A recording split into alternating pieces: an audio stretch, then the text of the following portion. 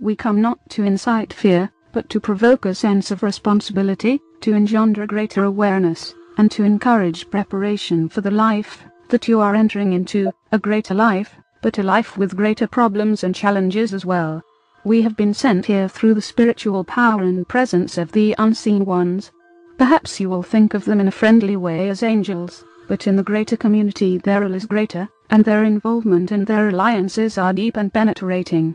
Their spiritual power is here to bless sentient beings in all worlds, and in all places, and to promote the development of the deeper knowledge and wisdom that will make possible the peaceful emergence of relations, both between worlds and within worlds. We are here in their behalf. They have asked us to come, and they have given us much of the information that we have, information that we could not collect ourselves. From them we have learned a great deal about your nature.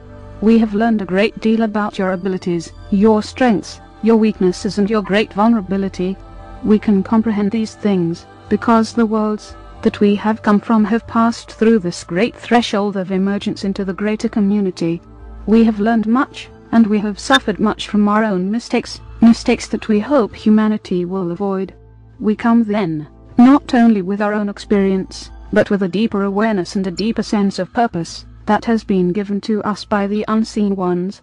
We observe your world from a location nearby, and we monitor the communications of those who are visiting you. We know who they are. We know where they come from, and why they are here. We do not compete with them, for we are not here to exploit the world. We consider ourselves to be the allies of humanity, and we hope in time that you will consider us to be such, for such we are. And though we cannot prove this, we hope to demonstrate this through our words, and through the wisdom of our counsel. We hope to prepare you for what lies ahead. We come in our mission with a sense of urgency, for humanity is way behind in its preparation for the greater community. Many earlier attempts decades ago to make contact with human beings, and to prepare human beings for their future proved to be unsuccessful. Only a few people could be reached, and as we have been told, many of these contacts were misconstrued and were used by others for different purposes. Therefore, we have been sent in the place of those who came before us to offer help to humanity. We work together in a united cause. We do not represent a great military power, but more a secret and holy alliance. We do not want to see the kind of affairs that exist in the greater community perpetrated here within your world. We do not want to see humanity lose its freedom and its self-determination. These are real risks. Because of this, we encourage you to consider our words deeply, without fear, if that is possible, and with the kind of conviction and determination that we know resides in all human hearts. Today and tomorrow and the day after, great activity is underway, and will be underway, to establish a network of influence over the human race by those who are visiting the world for their own purposes. They feel that they are coming here to save the world from humanity. Some even believe they are here to save humanity from itself. They feel that they are in the right, and do not consider that their actions are inappropriate or unethical. According to their ethics, they are doing what is considered to be reasonable and important. However, for all freedom-loving beings, such an approach cannot be justified. We observe the visitors' activities, which are growing. Every year, there are more of them here. They are coming from afar. They are bringing supplies. They are deepening their engagement and involvement. They are establishing stations of communication in many places in your solar system. They are observing all of your initial forays into space, and they will counter and destroy anything that they feel will interfere with their activities. They are seeking to establish control, not only of your world, but of the area around your world. This is because there are competing forces here. Each represents the alliance of several races. Now let us address the last of the 4 areas that we spoke of in our first discourse. This has to do with the visitors interbreeding with the human species. Let us give you a bit of history first. Many thousands of years ago, in your time, several races came to interbreed with humanity, to give humanity a greater intelligence and adaptability. This led to the rather sudden emergence of what we understand is called modern man. This has given you dominance and power in your world. This occurred long ago. However, the interbreeding program that is occurring now is not the same at all. It is being undertaken by a different set of beings, and by different alliances. Through interbreeding, They are seeking to establish a human being who will be part of their association, yet who can survive within your world, and who can have a natural affinity with the world.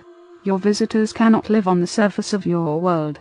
They must either seek shelter underground, which they are doing, or they must live aboard their own craft, which they often keep hidden in large bodies of water. They want to interbreed with humanity, to protect their interests here, which are primarily the resources of your world. They want to have human allegiance assured, and so for several generations they have been involved in an interbreeding program, which within the last 20 years has become quite extensive. Their purpose is twofold. First, as we have mentioned, the visitors want to create a human-like being who can live within your world, but who will be bonded to them, and who will have a greater set of sensitivities and abilities. The second purpose of this program is to influence all those that they encounter, and to encourage people to assist them in their undertaking. The visitors want and need human assistance. This furthers their program in all respects. They consider you valuable. However, they do not consider you to be their peers or their equals. Useful, that is how you are perceived. So, in all whom they will encounter, in all whom they will take, the visitors will seek to engender the sense of their superiority, their value and the worth and the significance of their endeavors in the world. The visitors will tell all whom they contact that they are here for the good, and they will assure those that they have captured that they need not fear, and with those who seem particularly receptive, they will attempt to establish alliances, a shared sense of purpose, even a shared sense of identity and family, of heritage and destiny. In their program, the visitors have studied human physiology and psychology very extensively, and they will take advantage of what people want, particularly those things that people want, but have not been able to gain for themselves, such as peace and order, beauty and tranquility. These will be offered, and some people will believe. Others will simply be used as is needed. Here it is necessary to understand that the visitors believe that this is entirely appropriate, in order to preserve the world. They feel that they are doing humanity a great service, and so they are wholehearted in their persuasions. Unfortunately, this demonstrates a great truth about the greater community, that true wisdom and true knowledge are as rare in the universe as they must seem within your world. It is natural for you to hope, and to expect that other races have outgrown deviousness, selfish pursuits, competition and conflict. But, alas, this is not the case. Greater technology does not raise the mental and spiritual strength of individuals. Today there are many people who are being taken against their will repeatedly, because humanity is very superstitious, and seeks to deny things that it cannot understand. This unfortunate activity is being carried on with considerable success. Even now, there are hybrid individuals, part human, part alien, walking in your world. There are not many of them, but their numbers will grow in the future. Perhaps you will meet one someday. They will look the same as you but be different. You will think they are human beings, but something essential will seem to be missing in them, something that is valued within your world. It is possible to be able to discern and to identify these individuals, but in order to do so, you would have to become skilled in the mental environment, and learn what knowledge and wisdom mean in the greater community. We feel that learning this is of the utmost importance, for we see all that is happening in your world from our vantage point, and the unseen ones counsel us regarding things we cannot see or have access to. We understand these events, for they have happened countless times in the greater community, as influence and persuasion are cast upon races that are either too weak or too vulnerable to respond effectively